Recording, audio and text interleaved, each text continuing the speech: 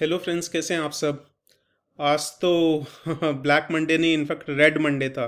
सब कुछ लाल ही लाल था, सब जगह लाल। इनफैक्ट हार्डली कोई शेयर पॉजिटिव में था। मेरे पर्सनल पोर्टफोलियो में भी मैंने पर्सनली अच्छे से ट्रैक नहीं किया, बट शायद एक या दो स्टॉक ही होंगे जो पॉजिटिव में होंगे। एक तो टीसीएस पॉजिटिव में था एंड बाकी मैंने देखा नहीं। इनफैक्ट मैंने तो डीमैट अकाउंट बंद करके आराम कर रहा था आज। तो कहने का मतलब ये है कि मार्केट्स जब बहुत ज़्यादा बुल रन में होता है, जैसे 2021 में था, तो ऐसे छोटे मोटे झटके आते रहते हैं। इनफैक्ट अगर आप देखें तो ओवरऑल जो निफ्टी हाई बनाया था उससे ऑलमोस्ट 10% ही करेक्ट हुआ है, तो कोई बड़ी बात नहीं है। बट अगेन इस चीज़ का ध्यान रखिए कि निफ्टी 50 जो है वो 10% करेक्ट हुआ है। उसमें इंडिया की टॉप 50 लार्ज कैप कंपनीज हैं, but Nifty small cap and Nifty mid cap में बहुत ज़्यादा प्रेशर है। इनफैक्ट काफ़ी कंपनीज जितनी स्मॉल स्केल एंड जितनी मिड कैप है उतनी 15, 20, 25% आराम से करेक्ट हो गई हैं। तो यही समय होता है खरीदने का जब पूरा मार्केट फियर में होता है। बट अगेन अभी खरीदने में रिस्क भी होता है, क्योंकि मार्केट और कितना नीचे जाएगा कोई नहीं बता सकता, एंड कब मार्केट वापस रिकवर करने लगेगा कोई नहीं बता सकता। तो मैं तो यही बोलूँगा भाई, जिनके पास फंड्स हैं वो कल सेकेंड हाफ से थोड़ी थोड़ी बाइंग करके चल सकते हैं। एंड जिनके पास फंड्स नहीं है एवरेजिंग के लिए, वो मैं तो सजेस्ट नहीं करूँगा कि लॉस बुक कर लें। हालांकि मार्केट अभी प्रेशर में है और थोड़ा नीचे जा सकता है, बट स्टिल रिकवरी भी जब होगी तो बहुत रैपिड होगी, तो तब आपको मौका नहीं मिलेगा शेयर्स खरीदने का। तो आप इंस्टॉलमेंट्स में स्टैगर्ड मैनर में जो जो अच्छे स्टॉक्स हैं, इनफैक्ट सभी स्टॉक्स अभी अच्छे वैल्यूएशन पे मिल रहे हैं, तो धीरे धीरे आप एंट्री करके ले सकते हैं। बट आज के मार्केट को देखने के बाद काफ़ी लोग जो रिसेंटली मार्केट में एंटर किए होंगे या फिर 2020 के बाद, कोविड के बाद से एंटर किए होंगे, उनको समझ में आ गया होगा कि मार्केट कैसे वर्क करता है। ये हमेशा एक डायरेक्शन में नहीं जाता। आज निफ्टी 50 ऑलमोस्ट 3% डाउन था। Nifty mid cap almost 4%, Nifty small cap 100 almost 4.5%। तो यही है, नहीं तो अदरवाइज अगर मार्केट एक ही डायरेक्शन में अब जाता रहेगा तो ऑब्वियसली हर साल 30, 40, 50% भी रिटर्न्स दे सकता है, या उससे भी ज़्यादा। तो ऐसा होता नहीं है। नहीं तो फिर लोग एफडी लिक्विडेट करके, गोल्ड बेच के, रियल एस्टेट बेच के सब कुछ स्टॉक्स में ही लगा देंगे। तभी पोर्टफोलियो में डिफरेंट एसेट्स का बहुत ज़्यादा वैल्यू होती है। तभी डाइवर्सिफाइड रहना बहुत ज़रूरी है। डिफरेंट एसेट्स में भी, स्टॉक्स में भी, डिफरेंट सेक्टर्स में, लार्ज कैप में, मिड कैप में, स्मॉल कैप में। एंड ऑब्वियसली जो अग्रेसिव इन्वेस्टर्स होते हैं उनको लॉस भी ज़्यादा होता है। जो कंजर्वेटिव होते हैं तो उनको रिटर्न्स अगर उतने ज़्यादा नहीं मिलते तो रिस्क भी कम होता है। तो ये चीज़ आप ध्यान रखिए। इसीलिए बोलते हैं स्टॉक मार्केट में the higher the risk the higher the return. और अभी जैसी मार्केट सिचुएशन है, जैसे भगवान देता है तो छप्पड़ फाड़ के देता है, बट अगेन मुसीबत भी कभी अकेले नहीं आती। तो अभी बहुत सारे फैक्टर्स हैं, बहुत सारी नेगेटिव न्यूज़ एक साथ आ गई, तो इस वजह से मार्केट्स काफ़ी ज़्यादा रिएक्ट किया आज तो। जैसे फॉर एग्जांपल ये सब तो न्यूज़ थी कि भाई फेड रेट्स इंक्रीज़ करने वाला है, इन्फ्लेशन बढ़ रहा था, not only in India, US, in fact Europe में हर जगह ही बढ़ रहा था। तो काफ़ी सेंट्रल बैंक्स रेट्स इंक्रीज़ कर रही थी।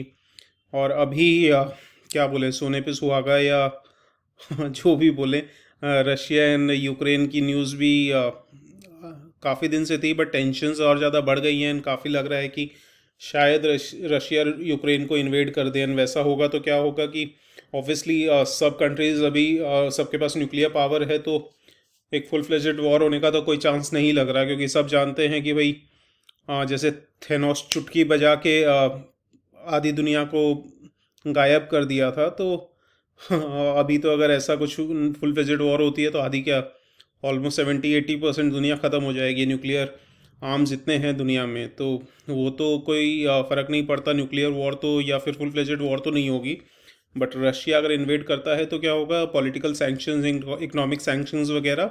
जो वेस्ट है obviously US and European countries, most specifically western Europe countries जो है वो सैंक्शंस वगैरह लगा देंगे। जैसा आप जानते हैं कि Russia is one of the top exporters of oil and crude. In fact third largest producer of oil है। बिगेस्ट टू तो आप जानते होंगे, first is US and second is Saudi Arabia. तो उसकी वजह से ऑयल के प्राइसेस बढ़ने के बहुत ज़्यादा चांस हो गए हैं। And in fact already $100 barrel touch करने वाले हैं। तो ये काफ़ी बड़ा फैक्टर है, क्योंकि ऑयल जो है वो बहुत सारी इंडस्ट्रीज़ में रॉ मटेरियल का काम करता है। एंड इनफैक्ट हर जगह, जैसे फॉर एग्जांपल ट्रांसपोर्टेशन, जितने भी रॉ मटेरियल्स हैं या फिनिश्ड गुड्स हैं, उन सबको भी एक्सपोर्ट करने में, इंपोर्ट करने में, या एक्सपोर्ट इंपोर्ट नहीं, लोकली भी ट्रांसपोर्ट करने में फेयर्स बहुत बढ़ जाता है, ट्रांसपोर्टेशन चार्जेस बहुत बढ़ जाते हैं। मैं खुद अपना पर्सनल एग्जांपल ले रहा हूँ। जैसे मैं लास्ट ईयर अक्टूबर में खाटू एंड मथुरा, वृंदावन, जयपुर सब जगह कवर किया था। तो एक पर्सनल कैब बुक किया था सब दिन के लिए। तो वहाँ पे जो चार्ज लग रहे थे वो बाकी सब चार्जेस तो थे, बट पर किलोमीटर के हिसाब से थोड़ी बार्गेनिंग हो रही थी। तो 9 रुपीज़ पर किलोमीटर मैं बोल रहा था, वो बोला था 9 पहले था, अभी 10 होगा क्योंकि पेट्रोल के रेट्स बढ़ गए हैं। तो आप देखिए हर चीज़ में फ़र्क आता है। तो ऑब्वियसली 1 रुपये में, जैसे फॉर एग्जांपल ऑलमोस्ट 1500 या 2000 किलोमीटर कवर हुए होंगे, काफ़ी लंबी ट्रिप थी। तो 1 रुपये के हिसाब से 2000 रुपये का फ़र्क पड़ गया। तो ऐसे ही मैं अपना सिर्फ एक पर्सनल एग्जांपल ले रहा हूँ। तो जो देखिए, जो बिजनेसेस जिसमें बहुत ज़्यादा ट्रांसपोर्टेशन का काम है, goods, raw materials any time या ट्रांसपोर्ट होते रहते हैं, वहाँ एक्सपेंसेस कितने बढ़ जाएंगे। एट द सेम टाइम उसके बाद फ्यूल जो है, मैन्युफैक्चरिंग इंडस्ट्रीज़ में हर जगह ऑयल की रिक्वायरमेंट होती है। तो इसी वजह से क्या होता है कि ऑयल के प्राइस बढ़ने से काफ़ी ज़्यादा इन्फ्लेशन होने का चांस और बढ़ जाता है। एंड ऐसा होगा तो इन्फ्लेशन जो ऑलरेडी रिकॉर्ड लेवल्स पे है, रेट्स और जल्दी इंक्रीज़ होंगे। तो ये बहुत बड़ी प्रॉब्लम होने वाली है। और मैं तो बस यही बोलूँगा कि in every adversity lies an opportunity. कहीं ना कहीं जब बहुत ज़्यादा ऐसे लगे कि गड़बड़ हो रही है, तो कहीं ना कहीं वो अपॉर्चुनिटी होती है। अगेन मैं अपना पर्सनल एग्जांपल लूँगा। 2009 के स्टार्टिंग में एमबीए किया था, मतलब एमबीए कंप्लीट हुआ था मेरा। तो उसके बाद आप जानते हैं 2008 में ग्रेट रिसेशन स्टार्ट हुआ था। तो उसके बाद से कहीं अच्छे जॉब्स नहीं थे। बट आज मैं पीछे मुड़ के देखता हूँ तो ऐसे लगता है कि it was a blessing in disguise for me, क्योंकि शायद ऑलमोस्ट 12 टू 13 ईयर्स में मैं इंडिया में किसी भी कॉरपोरेट जॉब में यहाँ तक नहीं पहुँचता जितना मैं अभी टचवुड कर पा रहा हूँ, जो भी काम कर रहा हूँ मैं।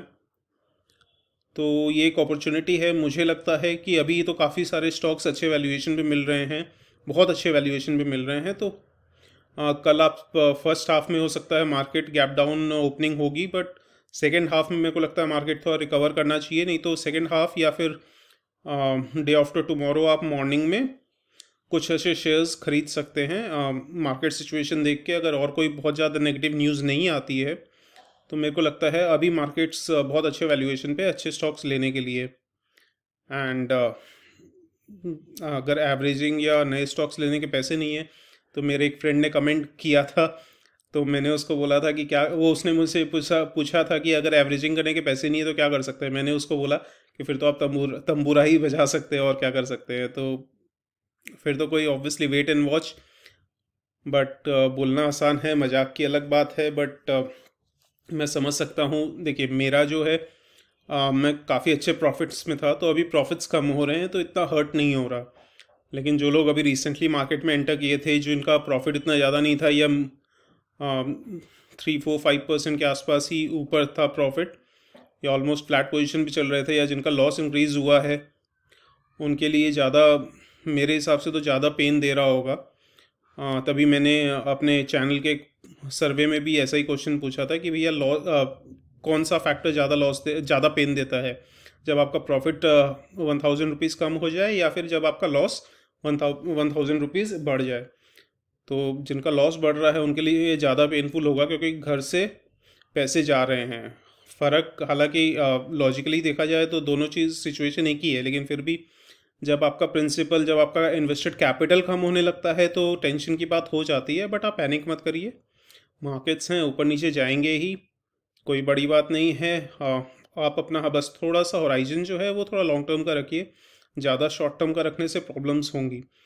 एंड इस वीडियो में मैं ऑब्वियसली कुछ अच्छे स्टॉक्स हैं, लेकिन अब काफ़ी आप पुराने वीडियोस देखेंगे तो काफ़ी अच्छे अच्छे स्टॉक्स मैं कवर कर सकता हूँ। आप वो सब वीडियोस देख के जो आपको, जिसमें जो भी आपको स्टॉक समझ में आए, आप उसको स्टडी करिए एंड मेरे हिसाब से बहुत अच्छी अपॉर्चुनिटी है इस लेवल्स पे बाय करने की।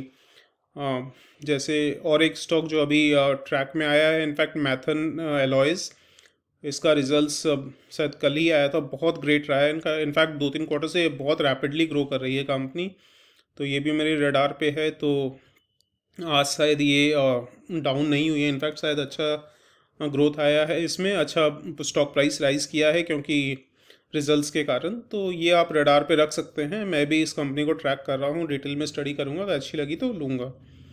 और ऑब्वियसली 1-2 साल रुकिए, आराम से आप देखिएगा, आपका पोर्टफोलियो काफ़ी अच्छा पॉजिटिव में आ जाएगा। India is definitely in for at least decade bull run. और ये सब वॉर जो हो रही है, ऑब्वियसली रशिया के साइड चाइना है, तो धीरे धीरे China, European countries and US and बाकी कंट्रीज़ भी इंडिया के ऊपर फोकस जाएगा ही जाएगा। तो वो लोग क्या होगा, चाइना के ऊपर अपनी जो डिपेंडेंस है वो और कम करेंगे, तो चाइना प्लस वन स्ट्रैटेजी जो है वो और ज़्यादा स्ट्रॉन्ग होगी। तो इससे इंडिया को बहुत ज़्यादा फ़ायदा मिलने वाला है, टेंशन की कोई बात नहीं है। हाँ, पैनिक मत करिए, मार्केट्स हैं, कुछ दिन का प्रेशर है, बट धीरे धीरे ठीक हो जाएगा। चलिए, इसी बात पे वीडियो यहीं एंड करता हूँ। अगर आपको पसंद आए तो please like, share and subscribe. हाँ, थैंक यू।